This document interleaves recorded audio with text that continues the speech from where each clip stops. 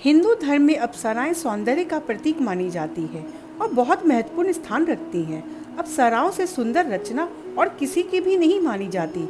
नमस्कार दोस्तों, आप सबका स्वागत है मेरे चैनल भगवत कृपा में। पृथ्वी पर जो कोई भी स्त्री अत्यंत सुंदर होती है, उसे भी अप्सरा कहकर उसके सौंदर्य को सम्मान दिया जाता है। कहा जाता है कि देवराज इंद्र ने अप्सराओं का निर्माण किया था। कई अप्सराओं की उत्पत्ति ब्रह्मा जी ने भी की थी, जिनमें से तिलोत्मा प्रमुख है। इसके अतिरिक्त कई अप्सराएं महान ऋषियों की पुत्रियां भी थीं। भगवत पुराण के अनुसार अप्सराओं का जन्म महर्षि कश्यप और दक्ष पुत्री मुनि से हुआ था। कामदेव और रति से भी कई अप्सराएं की उत्पत्ति बताई जाती है। अप्सराओं का मुख्य कार्य भगवान इंद्र एवं अन्य देवताओं को प्रसन्न रखना था। विशेषकर गंधर्व और अप्सराओं का साहचर्य बहुत घनिष्ठ माना जाता है। गंधर्व का संगीत और अप्सराओं का नृत्य स्वर्ग की शान मानी जाती है। अप्सराएं पवित्र और अत्यंत सम्मानित मानी जाती हैं। अप्सराओं का देवराज इंद्र यदा कदा महान तपस्वियों की तपस्या भंग करने को भेजते रहते थे। पुराणों में ऐसी कई कथाएं हैं। जब किसी तपस्वी की तपस्या से घबराकर कि कहीं वो त्रिदेव से स्वर्ग लोक ही न मांग ले, देवराज इंद्र ने कई अप्सराओं को पृथ्वी पर उनकी तपस्या भंग करने को भेजा। अप्सराओं का सौंदर्य ऐसा था कि वह सामान्य तपस्वियों की तपस्या को तो खेल खेल में भंग कर देती थी। हालांकि ऐसे भी ऋषि हुए हैं जिनकी तपस्या को अप्सरा भंग न कर पाई और उन्हें उनकी श्राप का भाजन बनना पड़ा, और उनके श्राप का भाजन बनने से ब्रह्मा जी भी नहीं रोक पाए। महान ऋषियों में से एक महर्षि विश्वामित्र की तपस्या को रंभा भंग कर न पाई और उसे महर्षि के श्राप को झेलना पड़ा।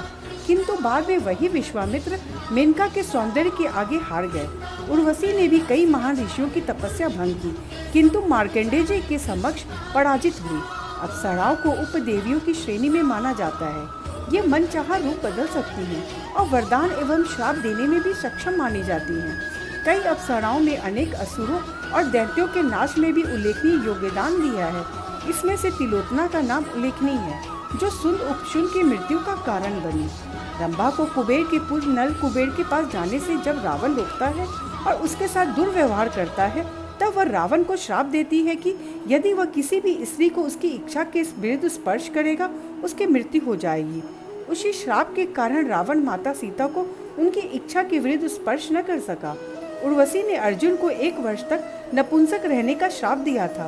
पुराणों में कुल 1108 अप्सराओं का वर्णन है, जिनमें से प्रमुख 108 अप्सराओं की उत्पत्ति देवराज इंद्र ने की थी। उन 108 अप्सराओं में भी 11 अप्सराओं का प्रमुख माना जाता है। उन 11 अप्सराओं में भी 4 अप्सराओं का सौंदर्य अद्वितीय माना गया है। वे हैं रंभा, उर्वशी, मेनका और तिलोत्मा। रंभा सभी अप्सराओं की प्रधान रानी है। कई अप्सराएं ऐसी भी हैं जिन्हें पृथ्वी लोक पर रहने का श्राप मिला था, जैसे बलि की पत्नी तारा, दैत्यराज शंबर की पत्नी माया और हनुमान जी की माता अंजना। अप्सराएं 2 प्रकार की मानी गई हैं, पहली दैविक और दूसरी लौकिक। दैविक ऐसी अप्सराएं हैं जो स्वर्ग में निवास करती हैं। रंभा सहित मुख्य 11 अप्सराओं को दैविक अप्सरा कहा जाता है। लौकिक अप्सराएं वे होती हैं जो पृथ्वी पर निवास करती है, जैसे तारा, माया, अंजना इत्यादि। इनकी कुल संख्या 34 बताई गई है।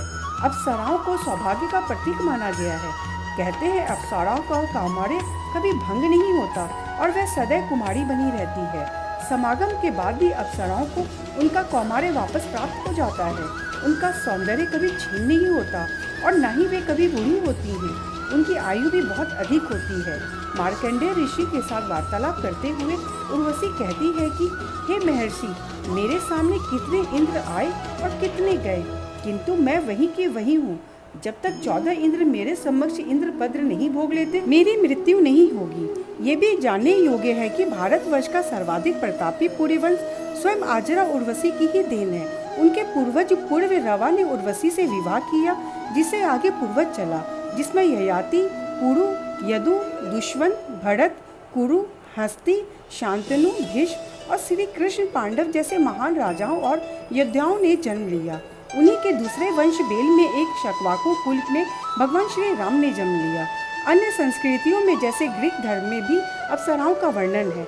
इसके अतिरिक्त कई देशों में जैसे इंडोनेशिया, कंबोडिया, चीन और जापान में अप्सराओं का बहुत प्रभाव है। प्रमुख अप्सराओं के नाम से और उनके मंत्र भी आज हम आपको बताएंगे। प्रधान अप्सरा रंभा, ओम सह रंभे आगच गच स्वाहा। उर्वशी के लिए ओम श्री उर्वशी आगच गच स्वाहा। मेनका के लिए ओम श्री मेनका आगच गच स्वाहा। तिलोत्मा के लिए ओम श्री तिलोत्मे गच गच स्वाहा। तो ये कुछ ऐसे मंत्र अप्सराओं के लिए थे। आपको हमारी ये वीडियो कैसी लगी कमेंट में ज़रूर बताइए।